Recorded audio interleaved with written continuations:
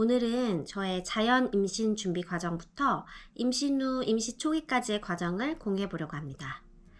제가 출산 시점 기준으로 딱 고령 산모에 포함되기 때문에 저처럼 고령 산모분들이나 또는 자연 임신을 하고 싶어서 노력 중인 분들에게 꼭 도움이 되었으면 좋겠습니다. 저랑 남편은 결혼 후 1년 정도는 둘이서 신혼생활을 보내고 싶었어요. 너무 재밌게 보냈는지 1년이 딱 지난 시점에 살이 10kg 이상이 불었더라고요.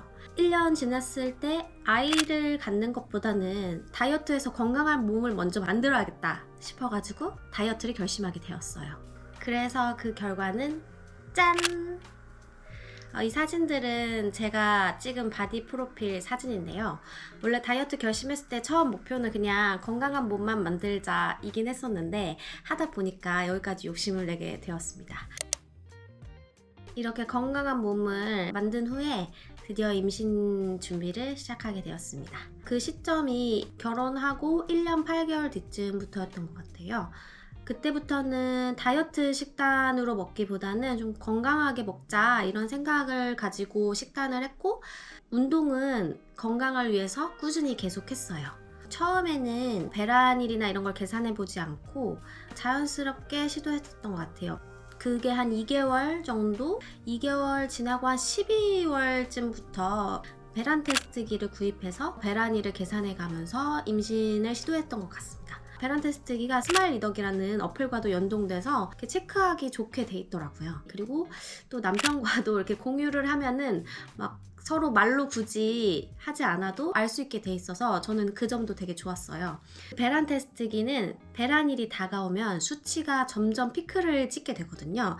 최고 수치가 10점인 걸로 알고 있는데 배란일이 다가올수록 8, 9, 10 이렇게 찍기도 하고, 어떤 때는 5였다가 갑자기 9, 10 이렇게 찍기도 해요. 어쨌든 피크 전후로 임신 시도를 하면 임신 확률이 올라가는 거예요.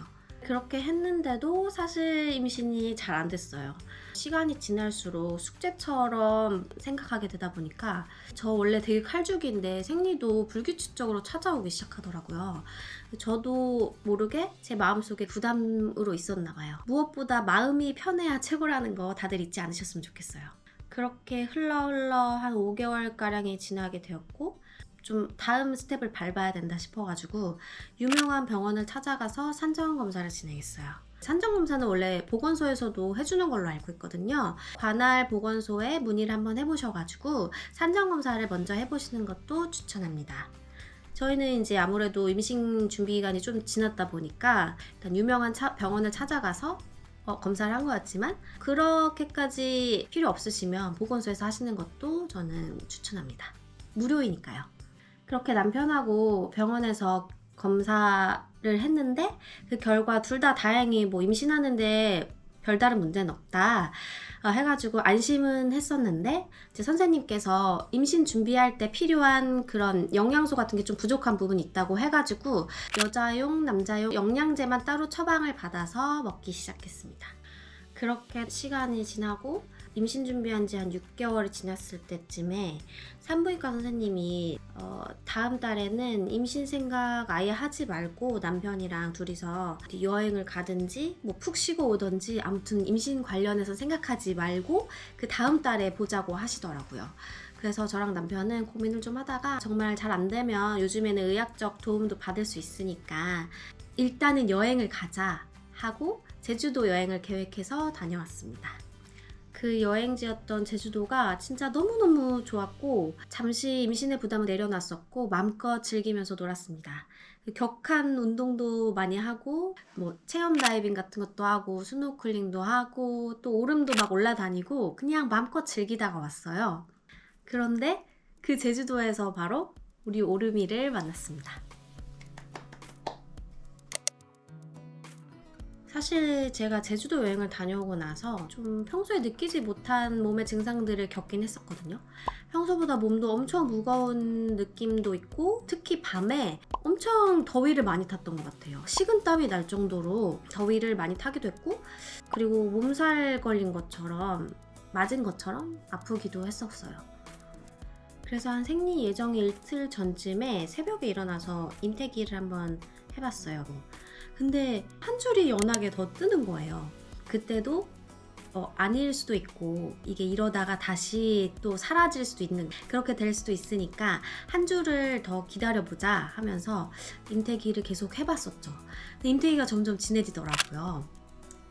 근데 이게 아무래도 이게 기다린 만큼 기대를 했다가 실망하면은 더 마음의 상처가 클 것 같아서 아닐 거라고 계속 은근히 기대하면서도 부정 계속 했었죠.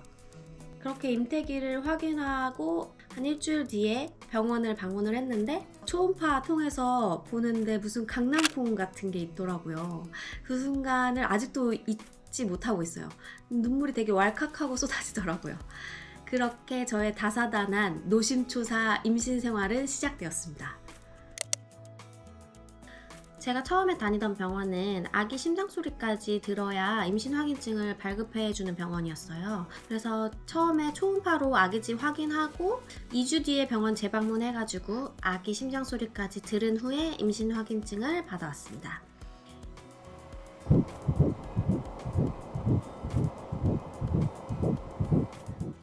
임신 확인증이 중요한 이유는 그 확인증을 가지고 보건소를 가야지 임산부로 등록이 될 수 있고 임신 관련 서비스를 제공받을 수가 있기 때문인데요. 저는 등록을 하러 가니까 시기별로 임산부가 받을 수 있는 서비스가 뭐가 있는지 이것저것 안내해 주셨고, 그리고 임신 관련 기념 꾸러미까지 주시더라고요. 그 아기 심장소리 들으러 간 날에 의사 선생님이 아직 입덧 같은 건 없죠? 라는 질문을 하셨을 때 제가 아직 그런 증상 없다 이렇게 얘기를 하면서 속으로 내가 그 입덧을 안 하는 임산부인가? 라는 기대를 가지고 집으로 돌아왔었던 기억이 있는데, 그러고 나서 그 다음 날인가에 바로 입덧이 시작됐어요. 처음에는 느낌이 많은 분들이 얘기하시는 묘한 숙취감? 그런 것들이 며칠간 있었고, 저는 그 먹덧이라고 해가지고 속이 비어있으면 계속 울렁거리는 그게 찾아오더라고요. 입에 뭔가를 계속 물고 있어야 되고, 입에 뭔가를 물고 있지 않으면 또 다시 울렁거리고 토할 것 같고, 진짜 어마어마한 입덧을 시작했습니다. 저는 보건소에서 준 엽산하고 제가 원래도 먼저 구매해서 먹었던 엽산하고 같이 매일매일 2알에서 3알 정도씩 꾸준히 복용을 했어요. 그리고 남편이 고른 임산부 영양제도 같이 복용하기 시작했습니다. 일찍부터 영양제 챙겨 드시는 거는 좋은 것 같아요. 그리고 한 11주쯤부터는 튼살 크림도 열심히 꼬박꼬박 챙겨 발랐어요. 지금 생각해보면 임신 초기에는 무리 되는 모든 활동은 하지 않았던 것 같아요. 육체적인 노동 당연히 안 했고, 구부리는 자세 같은 것도 안 하려고 했고, 뛰는 거는 당연히 더 안 하려고 했었던 것 같아요. 그리고 심지어 저는 하던 운동도 그냥 다 멈췄어요. 혹시 모른다는 생각 때문에 안 좋다는 활동은 다 안 했던 것 같아요. 그리고 음식도 사실 입덧 때문에 음식 조절이 진짜 거의 잘 안 되긴 했는데, 매운 거 이런 것도 좀 조심했고, 좀 안 좋다는 건 안 먹으려고 노력은 했었는데, 특히 절제했던 거는 버거티 같은 거 안 마셨고, 그리고 커피도 안 마셨어요. 저는 사실 그게 당기지도 않아서 그냥 자연스럽게 안 마셨던 것 같아요. 근데 이런 건 사실 사람마다 스타일이 다 달라가지고 그냥 잘 움직이시고 잘 드시는 분들도 계시긴 하니까 자기 몸 상태에 따라서 이렇게 스트레스 받지 않을 만큼 조절하시면 될 것 같아요. 저는 한 11주쯤에 주변 모두한테 인밍아웃을 했어요. 결혼 기념으로 매년 사진을 찍고 있는데 초음파 사진을 들고 찍어둔 게 있었어서 그걸로 인밍아웃을 했습니다. 성별은 한 16주쯤 확인하게 되었어요. 선생님이 초음파를 보는 내내 성별은 한 번도 말씀 안 해주시고, 엄마 아기 너무 예쁘다, 너무 날씬하다, 그치? 엄마 아기 예쁘게 키우자, 계속 이런 말씀만 하시는 거예요. 그래서 선생님이 그냥 아기를 예뻐해 주시나 보다 이런 생각을 하면서 나와가지고 간호 선생님 붙잡고, 선생님 근데 오늘 성별은 안 알려주나요? 라고 물어봤더니 간호 선생님이 성별은 여자아이예요. 선생님이 계속 예쁘다 날씬하다 하셨잖아요 이러시는 거예요. 그래서 그제서야 하면서 우리 오름이가 예쁜 공주님이라는 거를 알게 되었죠. 올레! 제가 출산 시점 기준으로 고령 산모라는 거 외에는 크게 뭐 이슈는 없었던 것 같아요. 임신 초기에 갈색혈, 분홍혈 같은 게 아주 조금씩 소량으로 나오긴 했었는데 그것 때문에 이제 불안해서 병원 가면 문제도 없었고 계속 출혈이 있는 것도 아니었었어요. 그 혈 같은 거는 초기에 아기가 자궁에 자리를 잡으면서 생기는 흔한 증상이라고도 하더라고요. 근데 그래도 그런 증상들이 걱정되시면 바로바로 병원 가보시는 걸 저는 추천해요. 그렇게 한다고 아무도 뭐라고 안 하니까요. 엄마의 마음의 평안이 최고입니다. 저는 16주차 가까이 됐을 때쯤에 이미 8kg나 쪘었어요. 물론 임신 전에 제가 체중이 적게 나가는 편이기도 했지만 그래도 급격하게 많이 찐 거긴 했죠. 목덧은 근데 이게 어쩔 수가 없어요. 조절이 안 되거든요. 근데 그래도 임신 초기에 살이 너무 찌면은 출산할 때 위험할 수도 있고 나중에 임당이 올 수도 있다고 의사 선생님은 당 조절을 하라고 하시긴 하셨어요. 그래서 뭐 먹던 과일의 양을 좀 줄이기도 하면서 조절을 하긴 했었죠. 근데 이것도 뭐 사실 저희 마음대로 잘 안 돼요. 혹여 저처럼 많이 쪄버린 상태여도 너무 낙심치 마시고 최대한 내가 할 수 있는 만큼 조절하자 이런 생각으로 드시면 될 것 같아요. 임신 초기에는 제가 딱히 구매한 거는 특별히 없었고 다만 이제 살이 찐 덕분에 좀 기존의 옷들을 못 입게 되면서 여유 있는 옷들은 제가 구매를 했었고 그리고 인밍아웃을 하니까 태교책이랑 튼살 크림이 또 선물로 들어와서 그 두 가지는 필요한 물품이긴 하지만 제가 구매는 하지 않았습니다.